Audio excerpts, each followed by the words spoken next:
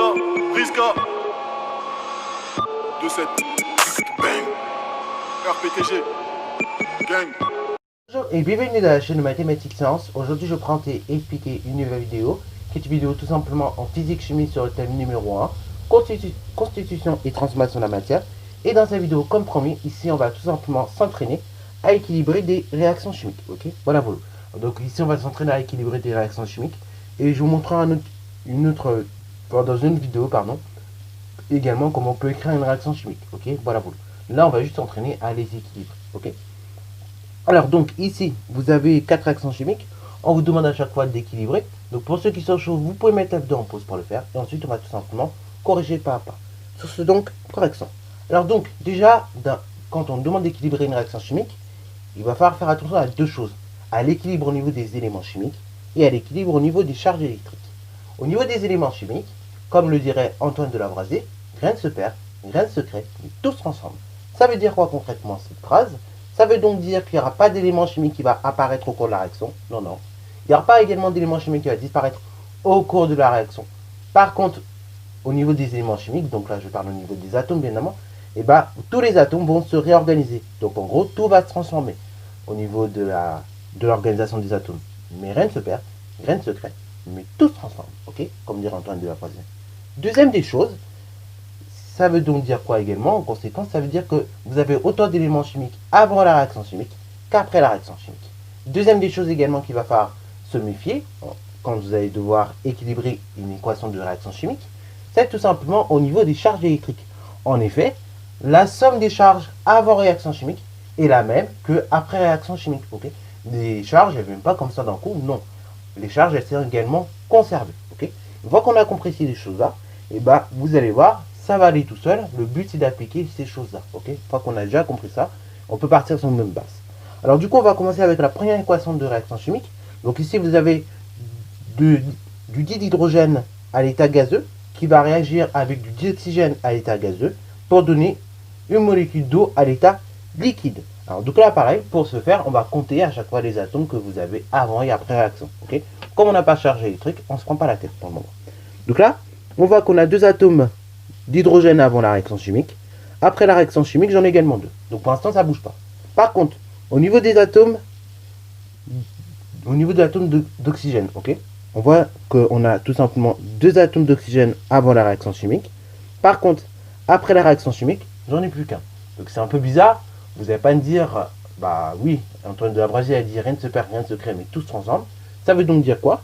Ça veut donc dire qu'on a autant d'éléments avant et après réaction. Là, pourquoi on aurait 2 atomes d'oxygène avant réaction et là plus qu'un? C'est pas logique. Parce que là, on va tout simplement multiplier par 2 le nombre d'atomes d'oxygène, de sorte à ce qu'il y ait autant d'atomes d'oxygène avant et après réaction. Là, ici, comme je multiplie par 2 le nombre d'atomes d'oxygène après la réaction, comme ici on a une molécule qui est formée en fait, on n'a pas juste de l'oxygène qui est formé, mais une molécule carrément d'eau, et ça va induire qu'également au niveau des atomes d'hydrogène, on va multiplier par 2 le nombre d'atomes d'hydrogène. Ainsi, on n'a plus 2 atomes d'hydrogène, mais vous l'aurez deviné, 4 atomes d'hydrogène. Comme on a 4 atomes d'hydrogène après la réaction, ça veut dire qu'avant la réaction, on a également 4 atomes d'hydrogène. Ainsi, donc, je multiplie par 2 également le nombre d'atomes d'hydrogène avant la réaction. Et ainsi, donc, voilà l'équation équilibrée et ajustée de la réaction. Ok, voilà vous. Donc ainsi, si on doit traduire ça, c'est-à-dire que en gros, la réaction il va falloir donc 2 moles d'hydrogène plus 1 mol de dioxygène. Ok, voilà vous. De sorte à former 2 moles d'eau. Ok. Alors bon, 2 moles d'hydrogène ici, c'est 2 moles de dihydrogène plus précisément. Ok, voilà vous. Alors donc ça c'est bon pour cette équation chimique. Maintenant on va passer à celle-ci. Alors donc ici vous avez du NH3 à l'état gazeux qui va réagir avec tout simplement du dioxygène à l'état gazeux, de sorte à donner également 2 atomes d'azote et à l'état gazeux et une molécule d'eau à l'état liquide. Ok, donc là pareil, comme tout à l'heure, on va compter le nombre d'atomes de chaque élément avant et après réaction. Donc là, je vois au niveau des atomes d'azote. Avant réaction, j'en ai qu'un. Après réaction, j'en ai 2. Bon, déjà, on a un petit problème. On va déjà multiplier par 2 le nombre d'atomes d'azote avant réaction. Ok, ainsi, donc, on se retrouve avec 2 atomes d'azote avant et après réaction. Jusque-là, on est bon. Maintenant, je vais m'occuper de l'oxygène. Ok, après, on va s'occuper tout simplement de l'hydrogène, mais on va s'occuper de l'oxygène avant. Donc, l'oxygène, je vois que j'ai 2 atomes d'oxygène avant la réaction. Par contre, après la réaction, il me reste plus qu'un. Bon, bah là, pareil, je multiplie par 2 le nombre d'atomes d'oxygène après la réaction. Ok, voilà vos deux. Maintenant, je m'occupe, comme je l'ai dit, de l'hydrogène. Donc, au niveau des atomes d'hydrogène, je vois que j'ai tout simplement 6 atomes d'hydrogène avant la réaction.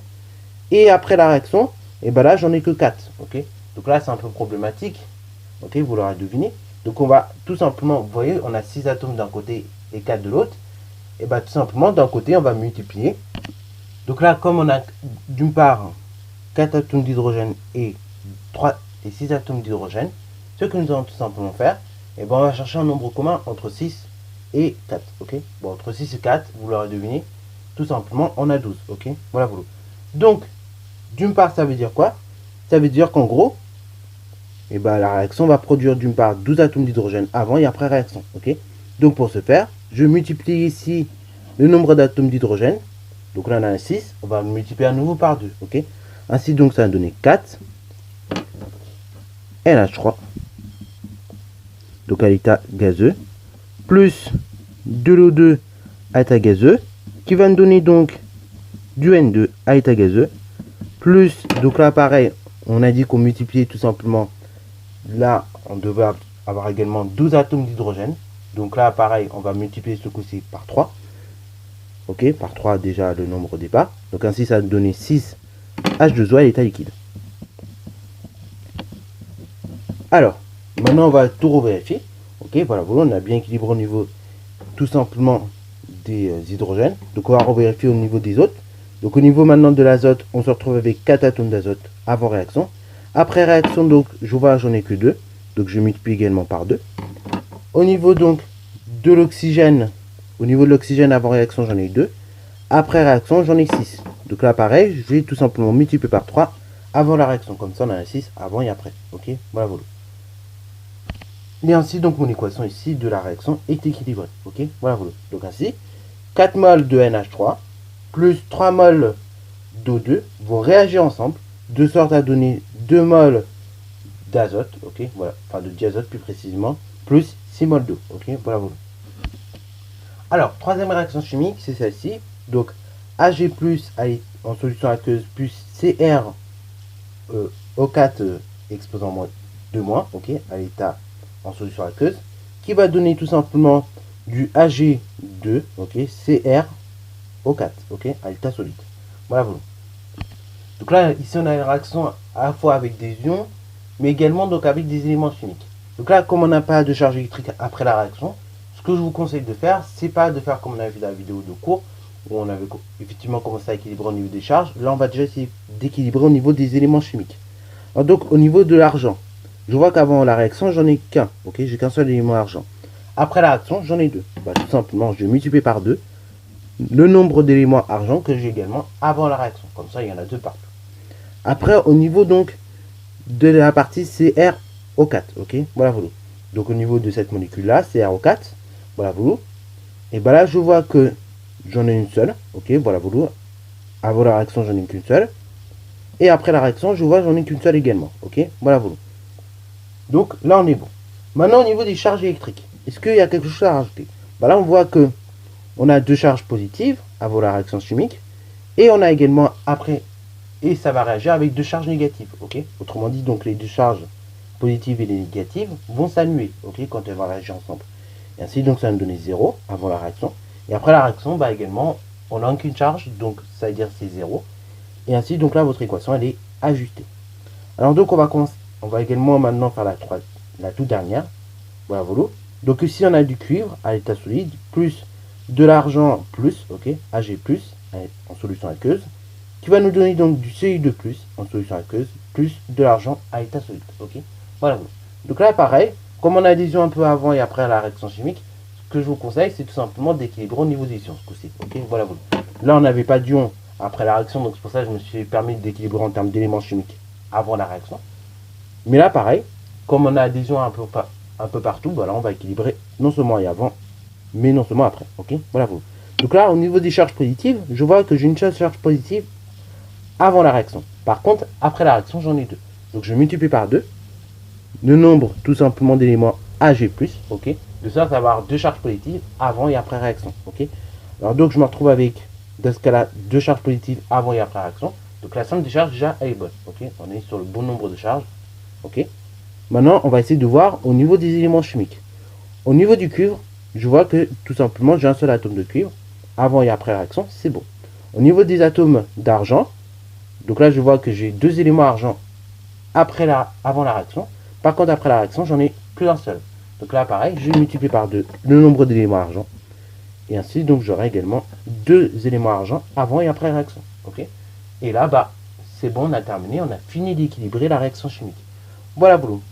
Alors, faites bien attention. Également, quand on équilibre une réaction chimique, ça permet justement de voir un petit peu en quelle proportion les réactifs, ils ont été mis. Ok, ils ont été mis, ils ont été dissous, de sorte à les faire réagir ensemble. Ok, et que la réaction puisse se faire correctement. Ok, donc c'est pour ça qu'on vous dit de bien équilibrer les réactions chimiques, parce que comme ça, au moins, ça permet de ne pas avoir de réactifs limitants comme ça. Ok. Voilà, vous. Sur ce, c'est la fin de cette vidéo. Donc vous avez vu, c'est pas très difficile, ça demande juste un petit peu de réflexion. Une fois qu'on a acquis cette réflexion, bah après ça se fait assez vite. Hein. Voilà, voilà. Donc, j'espère que cette vidéo t'aura plu. Si c'est le cas, n'hésite d'ailleurs pas à la liker, commenter et bonne chance à toi en mathématiques et en sciences.